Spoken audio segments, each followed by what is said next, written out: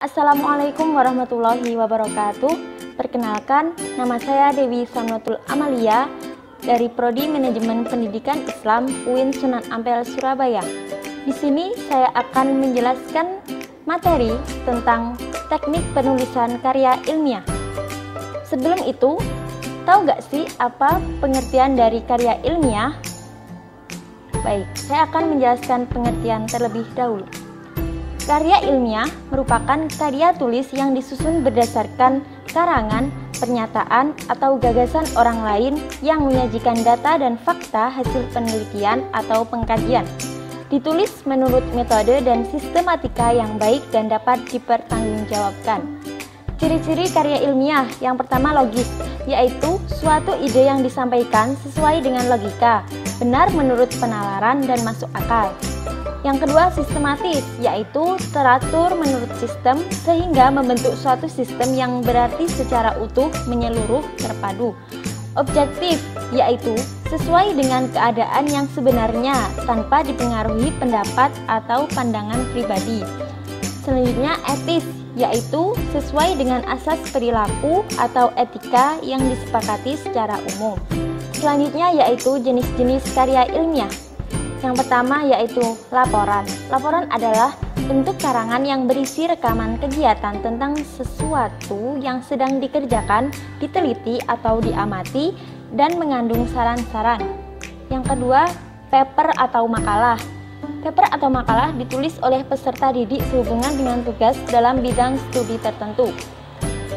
Skripsi, yaitu karya tulis yang diajukan untuk mencapai gelar sarjana. Yang selanjutnya, tesis, mempunyai tingkat pembahasan lebih dalam daripada skripsi. Pernyataan-pernyataan dan teori dalam tesis didukung oleh argumen-argumen yang lebih kuat. Disertasi, yaitu karya tulis yang diajukan untuk mencapai gelar doktor atau gelar tertinggi yang diberikan oleh suatu universitas. Resensi, yaitu karya tulis yang berisi hasil penimbangan, pengulasan, atau penilaian sebuah buku. Selanjutnya yaitu artikel ilmiah. Bisa ditulis secara khusus, bisa pula ditulis berdasarkan hasil penelitian. Tahapan penyusunan karya ilmiah. Yang pertama yaitu pencarian fakta, gejala atau informasi, atau masalah, ide, gagasan, isu, dapat dengan membaca banyak literatur. Yang kedua, pencarian solusi yang mungkin terhadap permasalahan. Yang ketiga, pengumpulan data. Yang keempat, analisis secara objektif dan mendalam berdasarkan teori dan metode yang sudah baku. Selanjutnya, pemeriksaan dan penyuntingan konsep. Metode ilmiah mudah dipahami, runtun, susunan bahasanya, dan didukung referensi yang luas dan akurat. Selanjutnya, penyajian tulisan. Selanjutnya yaitu sistematika penulisan. Hasil penelitian terdiri dari penentuan judul. Judul itu harus singkat, mampu menggambarkan keseluruhan isi artikel, deskriptif dan informatif, lebih baik dipikirkan dan ditetapkan setelah seluruh naskah selesai disusun. Abstrak dan kata kunci merupakan ringkasan keseluruhan artikel, harus menarik, meliputi tujuan, metode, hasil, dan simpulan. Berkisar antara 100 sampai dengan 200 kata, tergantung gaya selingkung. Biasanya ditutup dengan kata kunci. Pendahuluan memuat perkembangan penelitian terdahulu untuk membandingkan dengan penelitian yang dilakukan saat ini, sehingga tampil kesenjangan antara teori atau hasil penelitian terdahulu dengan keadaan saat ini atau yang diharapkan. Dengan demikian, akan jelas kontribusi dari penelitian yang dihasilkan. Selanjutnya yaitu metode penelitian. Bagaimana penelitian dilaksanakan, dari mana, dan dengan cara apa data atau informasi diperoleh. Waktu pelaksanaan, objek dan lokasi penelitian, teknik pengumpulan data, dan teknik analisis data. Hasil penelitian merupakan bagian inti artikel, menyajikan hasil penelitian menggunakan kalimat sederhana, lugas, dan jelas. Penyajian data sederhana menggunakan tabel, data yang lebih rumit gunakan grafik.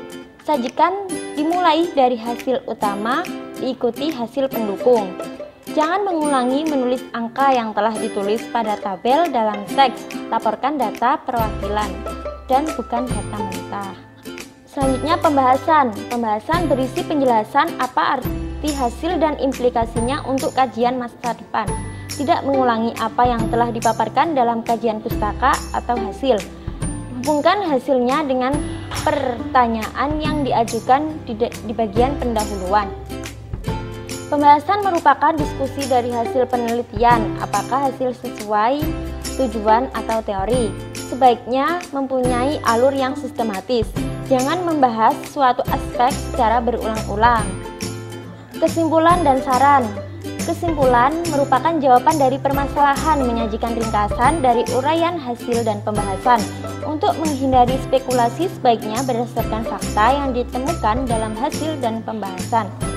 Saran dapat mengacu kepada tindakan praktis pengembangan teori baru dan penelitian lanjutan.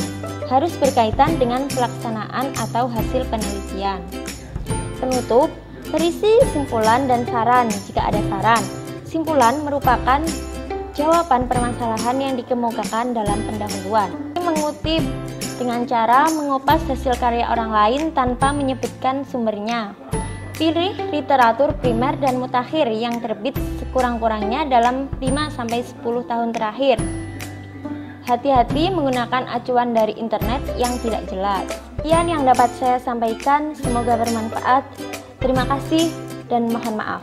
Wassalamualaikum warahmatullahi wabarakatuh.